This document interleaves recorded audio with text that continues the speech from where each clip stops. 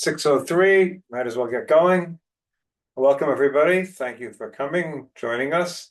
Um, I wasn't sure, I said we wouldn't do it every other week when the war's over, but I haven't figured out whether the war's over or not over. As long as they're captured, as long as there's still hostages, the war is still on as far as we're concerned. We've changed the name, at least for the moment, of the update on top, the number of days of hostages plus how many days of ceasefire. Of course, the big question today is, will the ceasefire hold? It's shaky both up north and in Gaza. Uh, my bottom line, and we'll get to it in a minute, why I think it will hold in both cases, at least for the moment. Let's start in Gaza. As I wrote last night, the main issue, of course, is the fact that one hostage was not released, who was expected to release. She is a civilian. Based on the agreement, the civilians come first, and then the army personnel, amongst the women, that is. And she was not released, even though Israel made a big deal about it in the day or two going up to it. Obviously, Israel made the right decision in not saying very much until after all four were back in Israel. The last thing we needed to do is be stupid and delay the return of the four that came back. Excuse me. But then immediately, the Prime Minister's office announced that we were not going to allow the Azatim to go north of the Netzarim corridor to back into northern Gaza today, as the agreement called, unless we understood why she was not included on the list. It seems that this was just easier for Hamas. It seems because she's being held by, it looks like a offshoot of the Islamic Jihad, getting her and making arrangements with her seemed a little bit too difficult. And so the Hamas went the easy way. But the pressure is built tremendously. Today, there are photos of thousands of Azatim waiting to go north. Not sure they're going to like what they discover when they get there, but they're all trying to go north. And Hamas is under pressure to solve the problem. And the problem looks like it's being solved. The Islamic Jihad said tonight the problem will be solved soon. There is talk about letting her out separately and before Sunday. Sunday is when the next release is scheduled to happen. So it's looking likely like this will happen, which will allow the opening of the Netzarim corridor for those Azatim trying to go north. And of course, the last part, which was not kept to by Hamas, which was the agreement to release the list of names, supposedly, but even less than that, which ones are alive, which of the hostages amongst the first group are alive, and which ones are dead. And that's everyone has been waiting for. Although, from the best of my understanding, the army has a pretty good idea who's alive and who's dead at this point. But they want final confirmation. Most of the families are entitled to know as well. Otherwise, they'll be waiting every day, and if their loved one doesn't come today or tomorrow, it means they're going to come on the last day last day of this group, when the bodies are returned. So that's where that stands. I believe it's going to be resolved. It's in both Hamas's interest right now to let people go into northern Gaza. It's in the government's interest here not to blow up the agreement yet. Maybe never to blow up the agreement. That really depends. But certainly not to blow up the agreement at this point. Even though, of course, the far right wants the agreement to be blown up, because as soon as the Gazans go to the northern part of the Gaza Strip, that sort of eliminates their wet dream of resettling and creating settlements in northern Gaza. So they are hoping that it blows up now. Obviously, the Trump administration does not want it to blow up now, and his special envoy Witkoff is expected in Israel on Wednesday. He's primarily coming in order to start negotiations on stage two, but I assume also to resolve if this issue isn't resolved by them, but I believe it will be resolved. I think the pressure is on Hamas. Everybody now in Gaza knows the name of this soldier and knows the fact that this is holding up their return home, which to them doesn't make a lot of sense. So I think the pressure will be great enough that this will be resolved tonight or tomorrow, but soon. very soon. Second news from Gaza is, of course, President Trump's statement in his gaggle, excuse me, on Air Force One. I must say, I listened to the whole gaggle, um, and it's worth listening to just because it's just interesting and his thoughts and how they go from one item to another. Uh, think about what you think about Trump, but his ability to keep on meeting with the press in all sorts of ways certainly is a big advantage to him. It's probably was the biggest disadvantage that Biden had in his whole presidency. His inability to sell stories, whether true or not. Trump is really good at selling his stories, whatever they may be, and he does it by talking to the press at every given opportunity. And we saw that in this gaggle yesterday on Air Force One. When it came to Gaza, he said a couple of things that were of interest. One, of course, basically it's a wonderful property. It's a developer's dream, beachfront property, all just waiting to be developed and sold as high-end luxury condos along the water. But seriously, he said he had spoken to um, King Abdullah of Jordan yesterday about accepting X number in the hundreds of thousands, at least, of Gazans to Jordan, and he was going to be speaking to Sisi, take also hundreds of thousands to quote unquote clear out the place and make room for rebuild somewhere else and not rebuild in Gaza. It's quite clear that the settler leaders, including the head of the settler movement, Dagan, has been in both in Mar-a-Lago and now in Washington, and whether he directly or indirectly through some of his aides has been whispering sweet wonders to Trump. I don't believe it in the moment, by the way. It's not going to happen. It's not going to happen for three reasons: Jordan, Egypt, and the Palestinians. Jordan cannot take more Palestinians, and it's the last thing that we want, because if more Palestinians come, the balance and power there in which the Hashemites have been holding on to power, even though they're a minority, and the more Palestinians in Jordan than there are Hashemites, will be overwhelmed, and King Hussein and the Hashemites will be gone. In return, we'll have a Hamas government in Jordan. The last thing Israel needs on its eastern border. So that would be bad for us and bad for Jordan. Egypt, under no circumstances, wants Gazans. They see them as supporters of the Muslim Brotherhood, the same group that the Egyptian government has been fighting all these years. So they don't want them. Remember, Egypt never really wanted Gaza to begin with. The Gazans are not wanted by either group. So it's a very nice fantasy. And it goes with the fantasies I've heard about, we have to, Smotrich talks about convincing the Gazans to move overseas.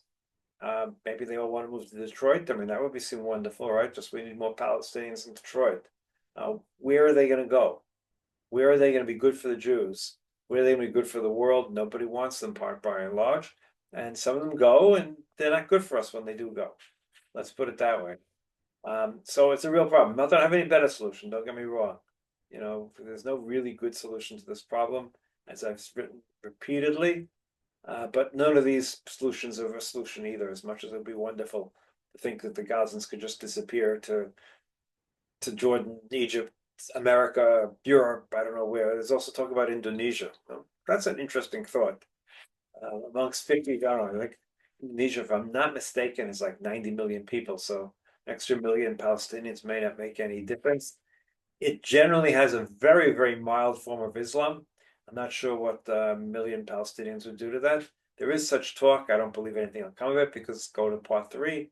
Palestinians have never really accepted going anywhere in any large numbers, but who knows? After their experience in the last year and a half, I'd want to get out of there, regardless of my connection to Palestine, so to speak. So maybe there's some viable ideas there for some small number. I don't know. To a large extent, it's wishful thinking. It is wishful thinking. Let's be honest. As much it's not right to force people to be, forceful transfer. On the other hand, if somehow they all wanted to go somewhere, we certainly wouldn't be standing in my way, despite the problems that I just mentioned before. But I wouldn't bet on it. I wouldn't think anything's going to come of it. It's a nice, nice thought. Trump, for better or worse, has lots of nice thoughts, nice and some of the good, some of the bad, but whatever their thoughts. And between thoughts and policy, there's a long range. There's a big difference between the two, and this is just among them. And then he spoke again briefly about Iran. Most of what he said was the day before. He speaks a lot, really does speak a lot. So, what he says and what happens, what he does, of course, are two different matters. We'll have to see. But he did confirm the fact that the United States had released the 2,000-pound bombs that Biden had held back. I understood separately the Biden administration had released the D9s. I'm not sure how you say those in English. These big, huge bulldozers that Israel uses to knock down houses and other structures. Those were on hold for a while in the Biden administration. What I understand is in the last week or so, the Biden administration, that hold was lifted, and they're on the way here. Those have to come by sea. The bombs, a large number of them are in U.S. warehouses in Israel. So it's really just a matter of transferring them from the warehouse in Israel to the Israeli Air Force. So some of that will take place literally within days. Hopefully we have no immediate need for them. So that's where we stand with Gaza. Let's turn to Lebanon a second. So in Lebanon, Israel announced a couple days ago that we were not going to pull fully out of Lebanon, because one of the terms of the agreement was the Lebanese army was supposed to deploy into the villages and places along the line to replace where Israel was going to go. The Lebanese army has been slow in deployment. Part of that was it's the Middle East and everything is slow, but part of it is the fact that they just don't have the means. They're a small army, and they're not able to recruit enough people quick enough. Hezbollah pays 5 times what they pay per month salaries. So they're having a hard time recruiting, they're having a hard time growing, and they're just not big enough to do it, but they're slowly deploying. Israel looks upon the agreement as all parts of the agreement have to be implemented, and 60 days is no more important than it is the fact that the Lebanese army is supposed to deploy. I think it's a good point. I think it's important that Israel stands up for every little violation.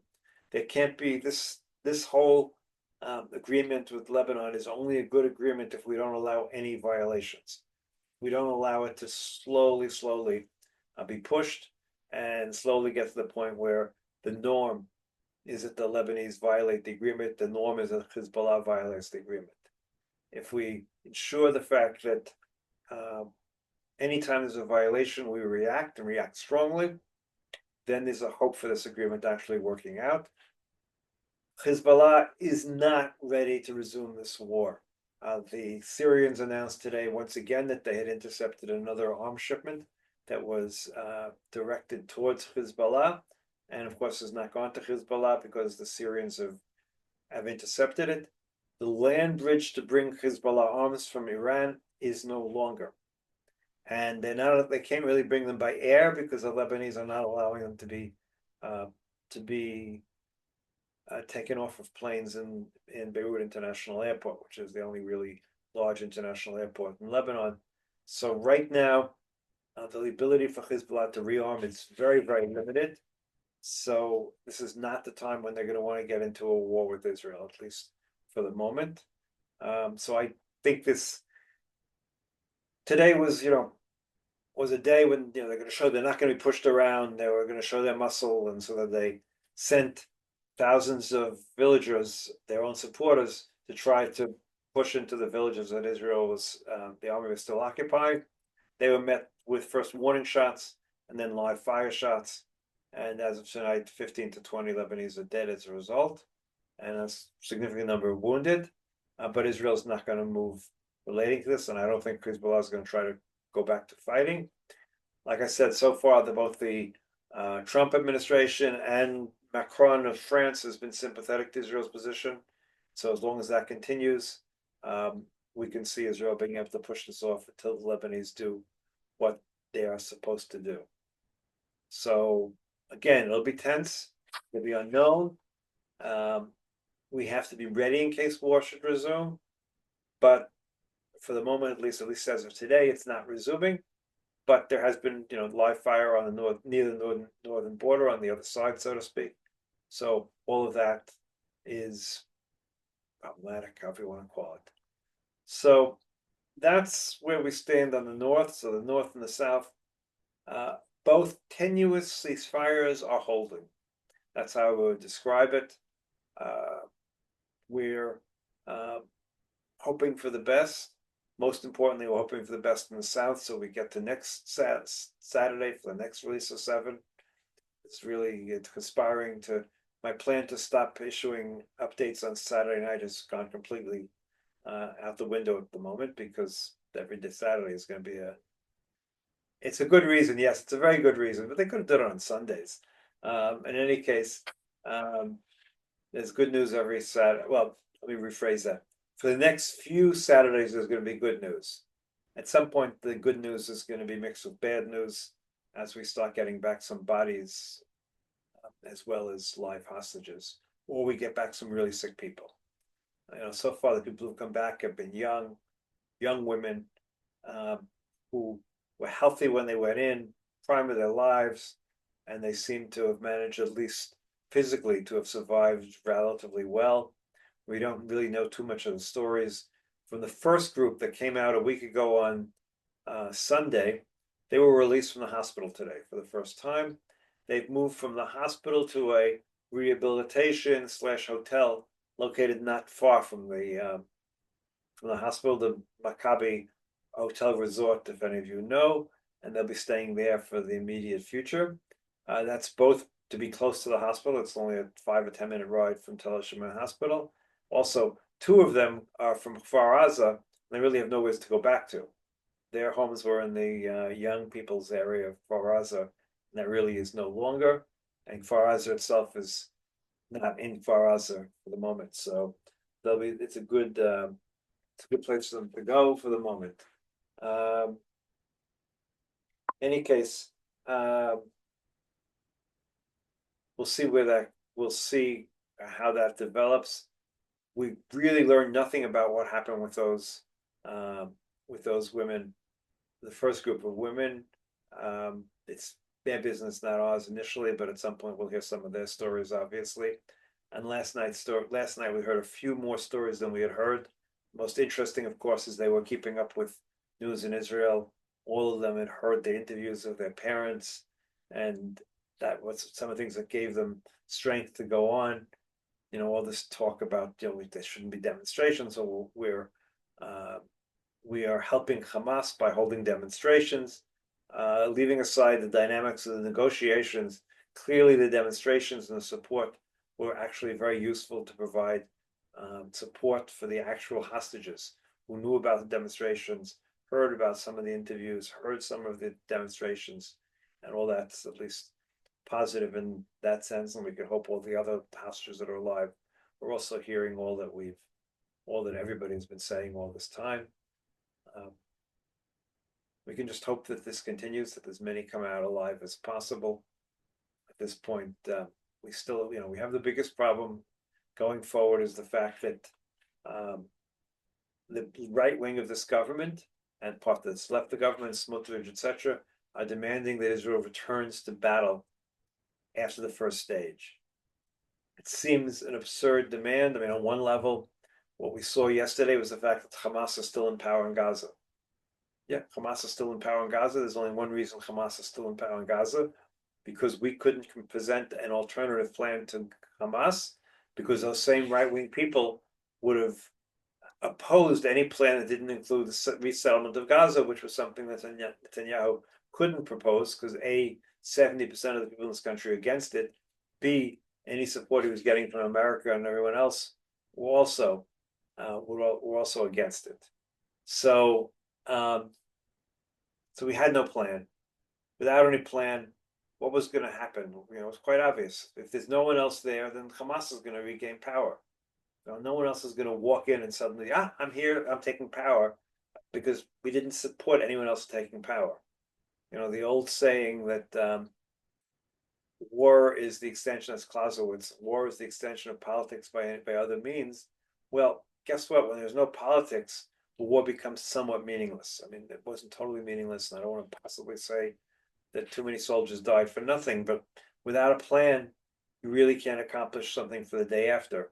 We had no plan, and we're stuck the day after. I mean, I don't know, maybe it's part of Bibi's plan to leave Hamas there, because I was always, the far right always thought that Hamas was a asset. That's part of the problem with what's called the conception, was the fact that Hamas was considered an asset. We could control it, but therefore we could say, well, we can't reach any sort of peace because Palestinians are divided, or there's Hamas and Hamas against any sort of agreement. All those things being true, but that's what the story of the last 20 years has been government silently supporting Hamas because it wanted to create a counterbalance to Fatah and the PLA. And so this is what we've been stuck with, and this is what we've had all these years. So I think that's where we stand on all the war fronts. The Houthis, thankfully, have also gone quiet. They said they would also stop attacking international shipping, but they would attack Israeli-related shipping, which has closed the port of Eilat since this began.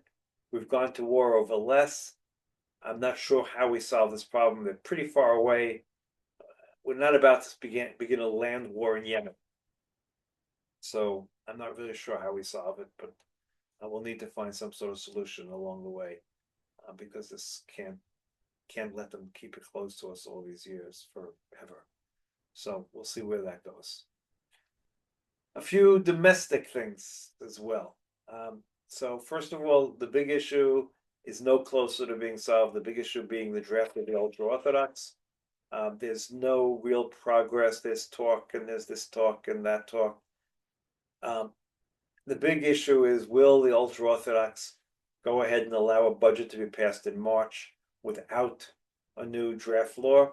They claim no. Sometimes some of them say privately maybe yes, because they don't want to bring down this government. If there's any other government that will be worse for them.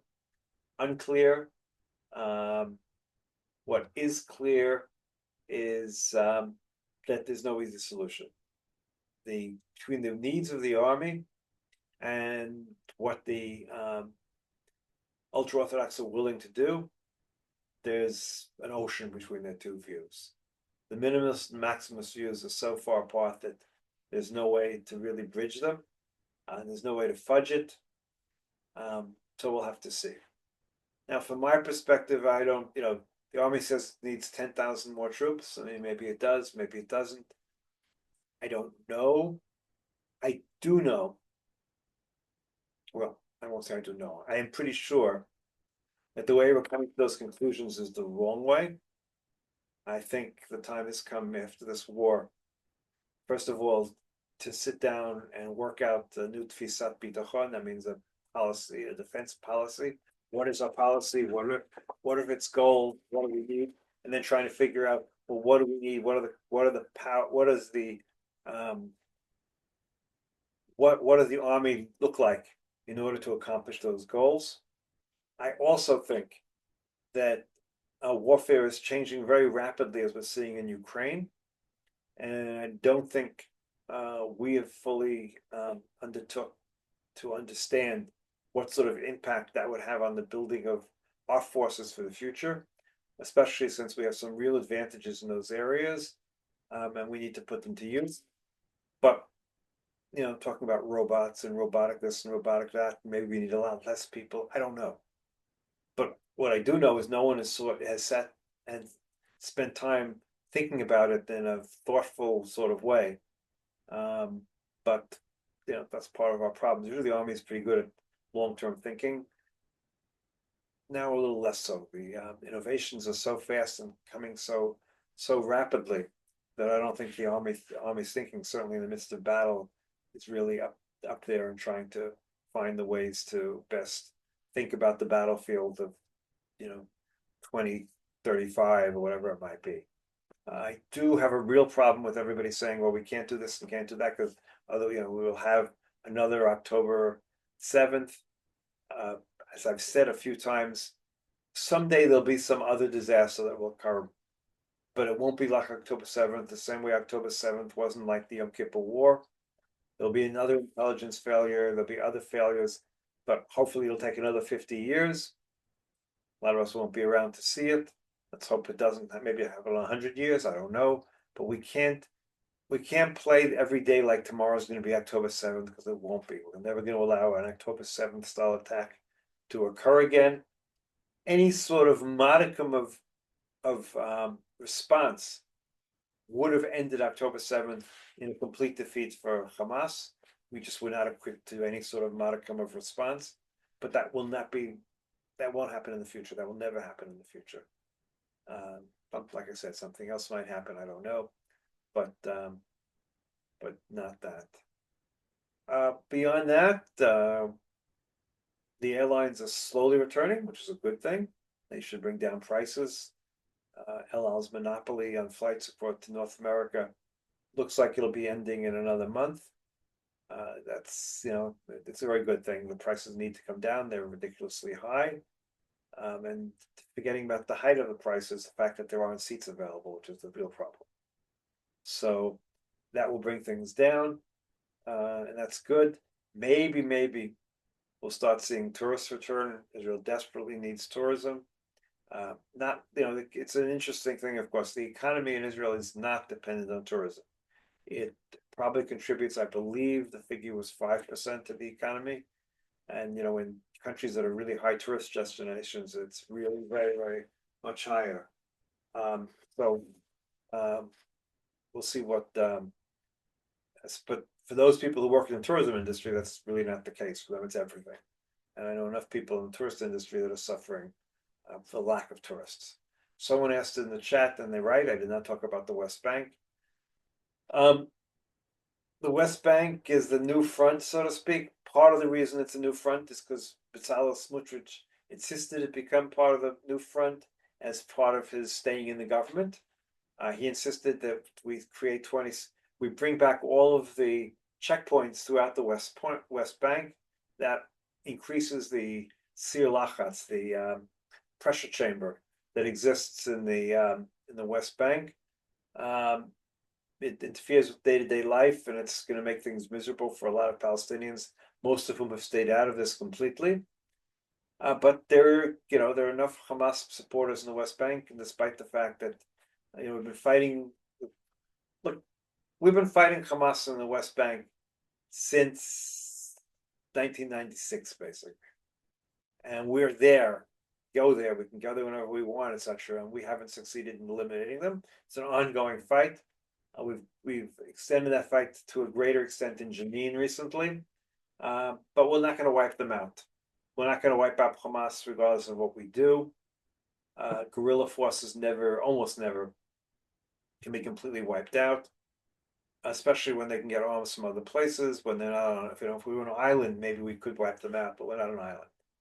So all we can do is try to minimize their impact. All we can do is try to catch any terror attacks before it happens, especially when there's more than one or two people who are doing it. It's much easier when there's a group of them than when there's one person.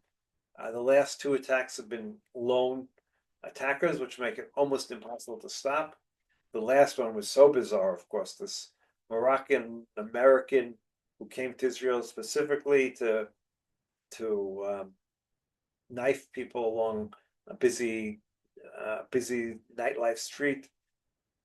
Very, he shouldn't have let in the country. That's clear there was some sort of fashla relating to allowing him into the country. But beyond that, it's not something you'd expect.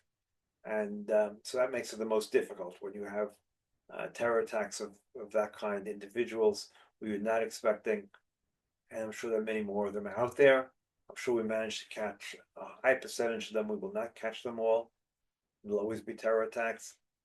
But two things come back to me. First of all, this is nothing like it was during the Second Intifada. That was a whole other world, a whole other level of fear and, buses blowing up and all those sort of things. The only other thing I think about on a personal level is which is really personal. But I was mugged twice in New York. Nothing's happened to me in all the years I've lived in Israel on and off. So I still think Tel Aviv and Israel is a much safer place to be than New York ever was. So if you're looking for safety, you can leave New York and come here at the moment, despite all of our troubles. Okay, we're past the halfway point, so I'll open up for questions. Raise your virtual hands. Hopefully, I will see it. If not, my wife will and yell at me for not seeing you. So we have somebody, Steve. Hi. I'll see if I can just put myself on view. Yeah. Um, Trump started off getting very pro-Israel, or seemed to be very pro-Israel members in his new administration. Mark Rubio, Huckabee, but he's now starting to get in more and more people who are more on the other side. In fact, the MAGA right-wing group. I can't get the name exactly right. Dimenio or Dimenion or something like is one of them. He's just been appointed. He's kicked out Brian Hook. What in his last administration, when he was president last time, who were very supportive of Israel. He's also stopped their protection, which was another interesting thing because apparently the Iranians want to kill them all because they thought they were partly responsible for the death of an IRGC leader. So that was the first thing. It is about it's not looking quite as that Trump is quite as supportive as he was perhaps pre-election for Israel. And the other thing I just wanted to mention was about Halevi. I've been hearing today that he was regarded as very pro-American, a bit like Gantz, a bit like Gallant, and that Netanyahu and Katz couldn't wait to get him out because they feel that if they want to adopt an aggressive approach towards Hamas and Hezbollah, it's not going to happen with Halevi. So those are the things I wanted to ask you about. Okay, so the two things. Look, Trump is always an enigma to anyone who tries to figure out what Trump's policies are. And you're right; he's pulled between his MAGA base and his tech bro base and all of these groups. But by and large, and this is why I've always been very skeptical of Trump, is his line is very American first and very much isolationist, and that's very much has been his view. It's the MAGA view. And I've always been worried that, Israel's an exception, Israel's an exception, but it doesn't ultimately work when Israel's an exception. Not to mention with the fact that America is most effective for Israel when it has allies. If America loses its alliances all over the world, then it won't be that effective. Now, Trump himself, I think his gut is pro-Israel, but his gut is also making deals. He ultimately doesn't like Bibi, despite Bibi's thoughts. He doesn't like the fact that he thinks that Bibi double crossed him, both when it came to the deal of the century, and of course when it came to the killing of Suleiman, which he was supposedly in, and then Bibi got cold feet. I'm not exactly sure why when they came to actually implementing it. So he's not a great fan of Bibi, even though he talks the game, and of course, Bibi talks about him as the best friend there is.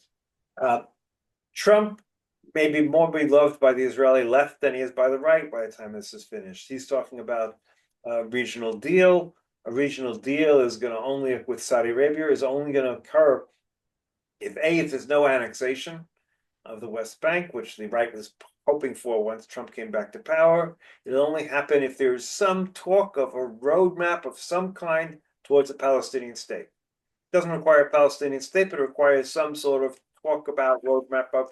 We've had those before, obviously, in the post-Oslo period. There were clearly there are clearly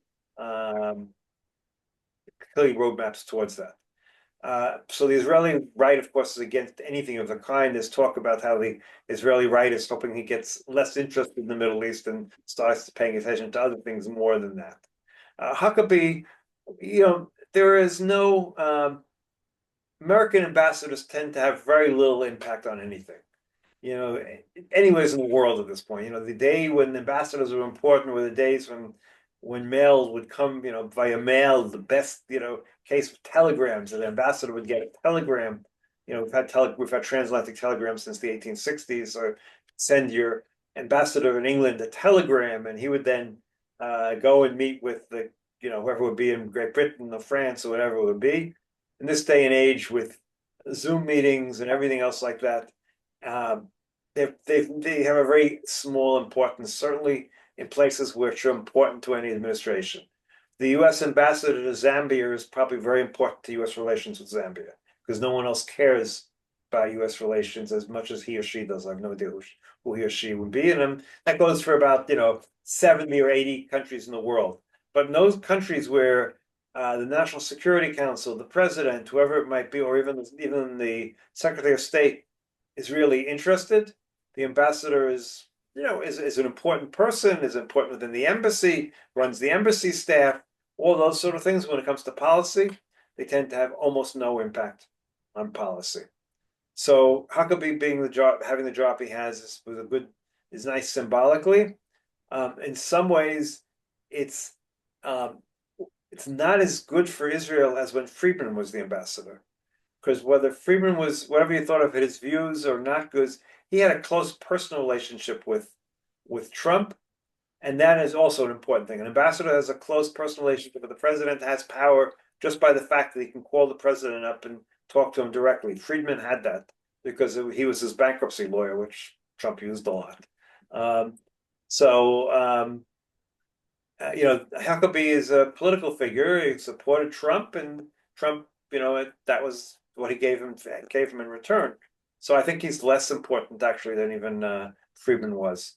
Um, and yes, we need to be concerned. Now, we have to be concerned about something else, of course, and it relates to the firings you mentioned. Laura Rosen, actually, I meant to suggest it yesterday, who's often on these Zooms, and this a reader has a Substack called I think called the Diplomat. She's one of the ones I recommend. He came out with a posting yesterday or the day before yesterday, I think, where she talked about the reasons Pompeo and Hawke and those people were pushed aside, and that was because she believes, at least, that Trump wants to go for a deal with the Iranians, and so he's going to try for a deal, and he's not interested in going for the Hawks and for the idea of an attack on Iran. I think that's very much the case. I think anyone who thought that Trump was going to attack Iran was making a mistake, and anyone who thought that he was going to give us a green light right away was also making a mistake. Will he allow us to attack, or will he attack if the Iranians don't agree to some sort of an agreement? Well, that may be the case, but I leave it to the Iranians to find a way to extend the negotiations for a long, long time. They're master negotiators, and even give him enough so he thinks he got a good deal. Whether he really gets a good deal or not is a different question, but I leave it to the Iranians. They're really good negotiators, and so I think that's the way we're going to go. Let's hope we don't wake up with an Iranian bomb one day because we spent so much time negotiating. So that's what I think. We'll see. I hope I'm wrong about this. I think overall, most Israelis are very happy with Trump, including everyone that I know, because let's be honest, there would not be a hostage deal without him. And to most of us, getting back the hostages is the highest priority right now for Israel. Scene. Sean, sorry. Hello? Hey, Mark, it's Theo. Okay, Theo. Hi. I actually put it in the chat, but I have two questions, and one is a much more sort of global question, which is, of course, we always said, well, there's Hamas and then there's Gaza. Do you think there's a long game of providing civil services through a different organization or something that might cause the two to not be identical and identified as one? That's my first question. And the second is, can you talk about this settler violence and the Israeli government's response to this behavior? Okay, so the first part, I don't really see how. No, look, we have to start with from two perspectives. Number one, we have to understand they hate us. There's no question they hate us. They really, really hate us. And that's, of course, what was clear on October 7th, which became clear to so many Israelis and so many people who were part of the peace movement. I mean, some of the people who were killed on that day were the most active in the peace movement in Israel, and some of them were burned alive by these attackers. It doesn't mean everybody hates us, but an awful lot of Gazans and Palestinians generally hate us. Goes all the way back. I think I've at least twice shared the eulogy that Moshe Dayan gave for Rothberg, I think a year before the Sinai War, and where he basically said, they're sitting over there in their hovels and whatever in Gaza, looking at our wonderful kibbutzim, and yes, they really do hate us, and they're going to hate us. And that was then, and there were only probably, I don't know, 200,000 people in Gaza back then. Now there are a couple of million. So they really do hate us. And if they didn't hate us before, they certainly hate us after this war. Who wouldn't hate us? It doesn't matter that we may have been right. And let's not get into the fact whether there were war crimes committed or no war crimes committed. Let's just assume there were no war crimes committed for the sake of argument. But it's not a war crime to kill a Hamas leader and, by the same token, kill 5 civilians. That is considered totally legitimate in the rules of war, especially if that Hamas leader was hiding amongst the 5 civilians.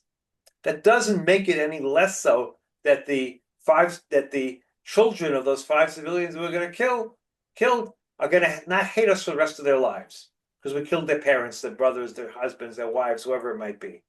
So even if we committed no war crimes, let's assume that for the sake of argument, we committed no war crimes. Everything we did was completely legitimate. I wouldn't even say we had no choice. We might have been able to fight this war completely different. Maybe we couldn't fight it differently. But let's assume there was no other way of fighting this war for the sake of argument. They're going to really hate us after this war. It's built into the way Hamas fought this war. Listen, at any point during the war, all of those people who were, ceasefire now, stop the killing, they could have just said, Hamas, agree to a ceasefire and leave Gaza, your leadership, and the war will end, and give up the hostages. The war would have ended a year ago, and no more civilians would have died. That could have happened. Obviously, no one was going to call for that. So wars cause, certainly this kind, where the base is hatred to begin with, cause additional hatred. So can we build on some sort of other entity, civilian entity, building a peaceful relationship over a 40-year period, over a 50-year period, maybe. But in a short term, pick your significant other next to you. Psychologically, you think we could ever do that in a short period of time? No. These people really hate us. And for good reason, they really hate us, even though we may be right. That's the tragedy of this whole, the whole Israeli-Palestinian, not Israeli Arab, because the Arabs have a different sense and they really have no reason to hate us. But the Palestinians, their leadership could have accepted the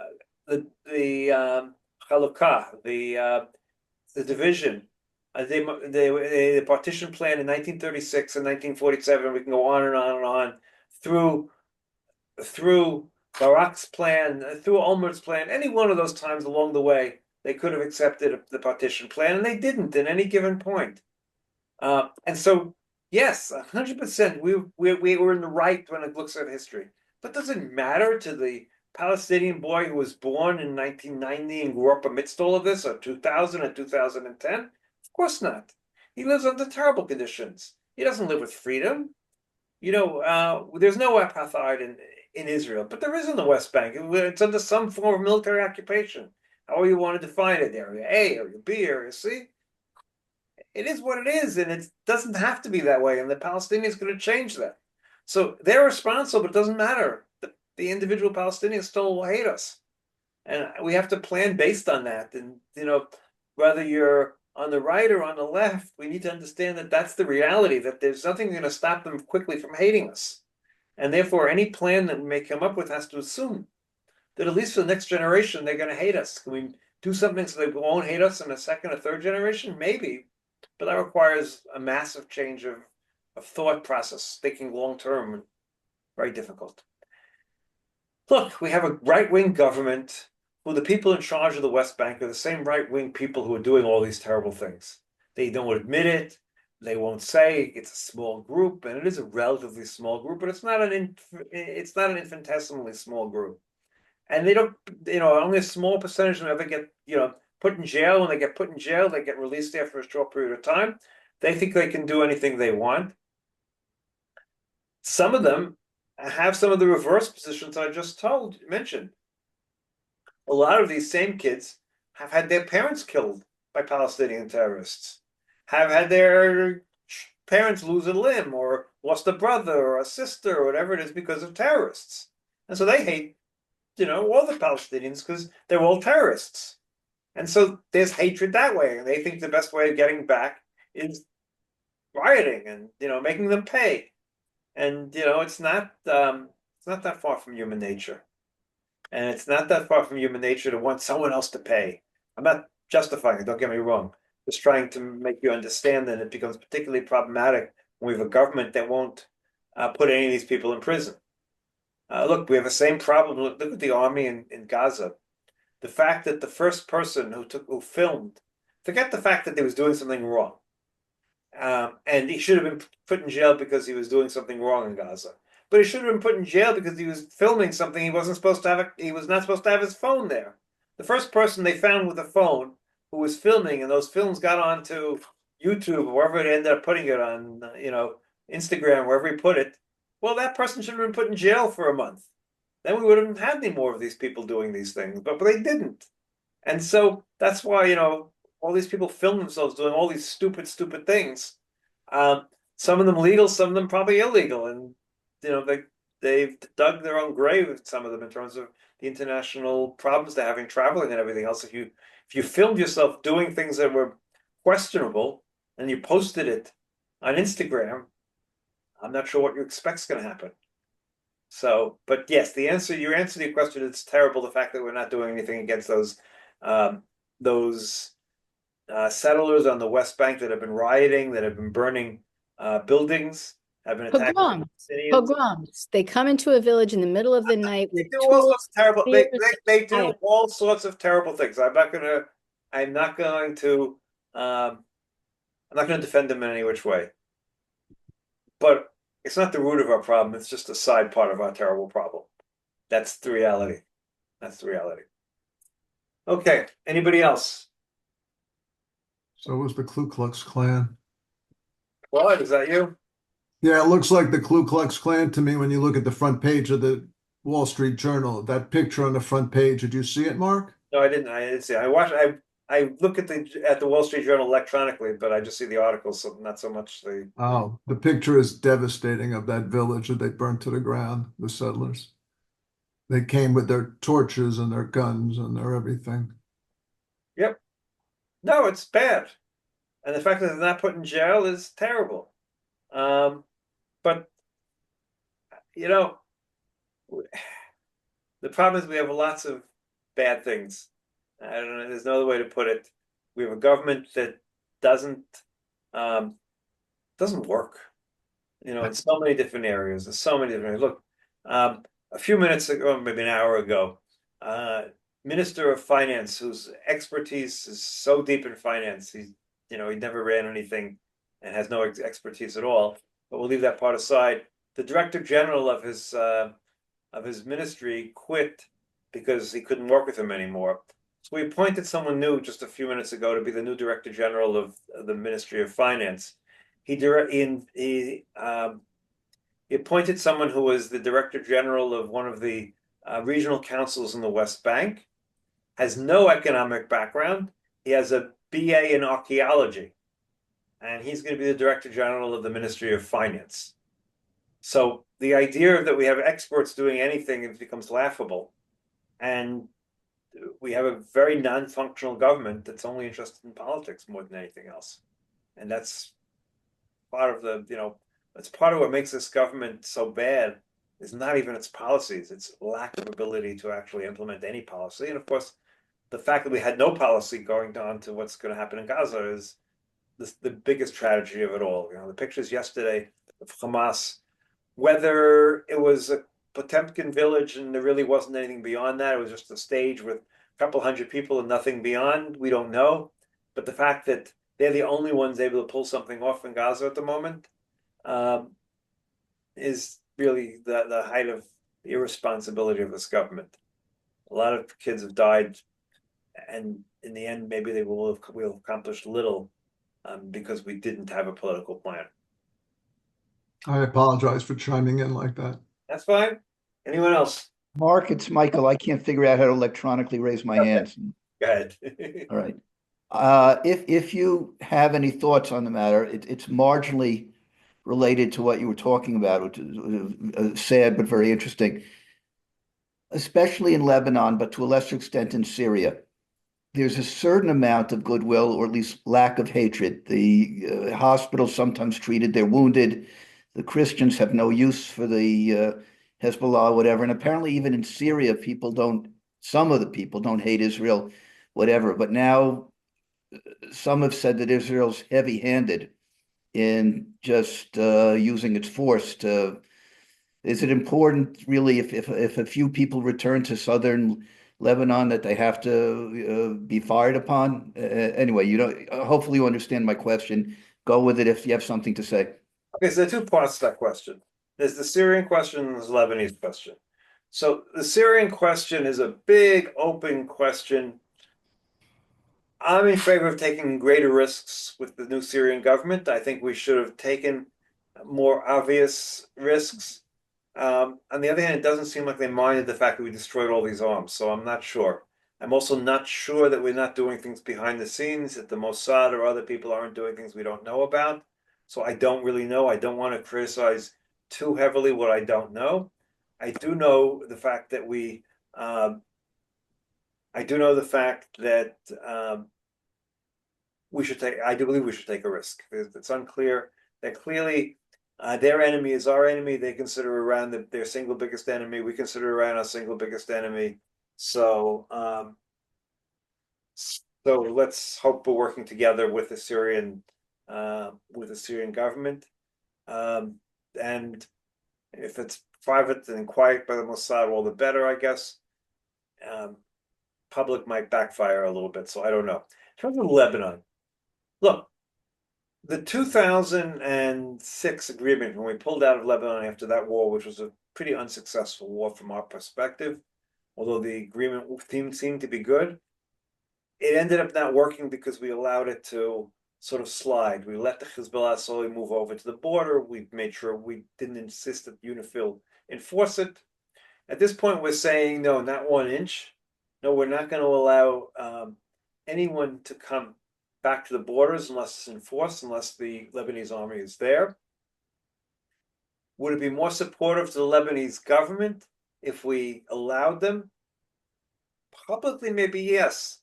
But privately, I'm not sure. And I'm not sure privately what we're doing is not with the blessings of the Lebanese government that doesn't want Hezbollah there any more than we want Hezbollah there.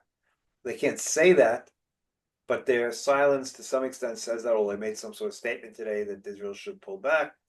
The Lebanese media is reporting the fact that Macron told Israel to pull back, but that's only the Lebanese media, which, we don't know how much truth there is in that.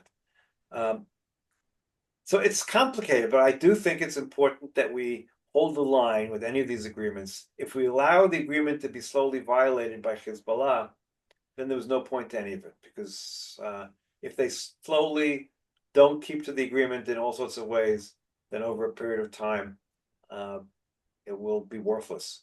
And the key is to make sure it's enforced 100%. I saw that Harvey made a statement that I'm being a little bit glib when it comes to settle the violence. I'm not glib, I'm just numb. I don't know what else we can do. We being the rest of us Israelis who don't agree with it. As long as Smotrich is the deputy defense minister in charge of the West Bank, the moment Ben Gvir is not the minister of internal security or national security, because he resigned, but his seat is being held warm for him by Bibi. So I don't know what else we can do in terms of arresting these people. It didn't happen previously either. The government's been afraid to really do it. I mean, a few of them have been held in detention, but they've not been the mass arrests that are required. I don't think it's the seed of the problem. I don't think it's the main issue of the problem, but I certainly think it makes things worse. There's no question it makes things worse, and goes back to my earlier statement that it gives Palestinians more reasons to hate us. It doesn't mean it's the reason they hate us. It just makes it worse. So I'm not glib. I just don't have any. I don't have any. I don't have any real insight on what we can do that we're not. We being those who oppose the government can do to make the government do things it doesn't want to do. That's the reality. Mark, Yes. it's Richard. I have a question. Can you speak about how important Saudi Arabian money and their desire to enter the world of modernity might really play a part in this, any solution? Okay, so it has a couple of important parts. First of all, the indirect areas, Lebanon and Syria. Saudi money could go a long way towards rebuilding both of those countries, and Saudi Arabia money can be enough in both of those countries to make the difference and turn them into more moderate Saudi-like countries, and then in terms of modernization and everything else. So I think they're extremely important when it comes to those two countries. And of course, if both those countries become modern, I won't call liberal, but moderate countries, that would do more to improve Israel's security long and medium term than anything else. So in that sense, it's a tremendous amount that Saudi money could do in order to improve our geopolitical situation and improve the Middle East as a whole. And that's where I hope they put most of their effort. Our normalization would be nice, only because it would open up additional marketplaces, back to Indonesia, and all the whole Muslim world might be open to us if that happens. Our economy is not really attuned as much in that direction as it once was. We don't produce industrial goods in any large extent, small amounts here and there in special areas. But most of our exports are high tech. Most of it is Europe, the United States, and the Asian countries that we do business with already, Japan and Taiwan, lesser extent Vietnam and those places, and China when the Americans let us. So, but it'd be good. It'd be important. Could we use Saudi investments? Yes, but investments are not what's holding us back. But the Saudis can make a big difference, generally speaking, in the Middle East and in our area, generally speaking. Okay, anybody else? If we're getting close to 7 p.m. or it is 7 p.m. Okay, so I thank everybody once again for participating. Any of you who are not paid subscribers, please think about becoming paid subscribers. Always appreciate that. And look forward to speaking in 2 weeks, and we'll definitely do it again in 2 weeks, and then we'll see when that is.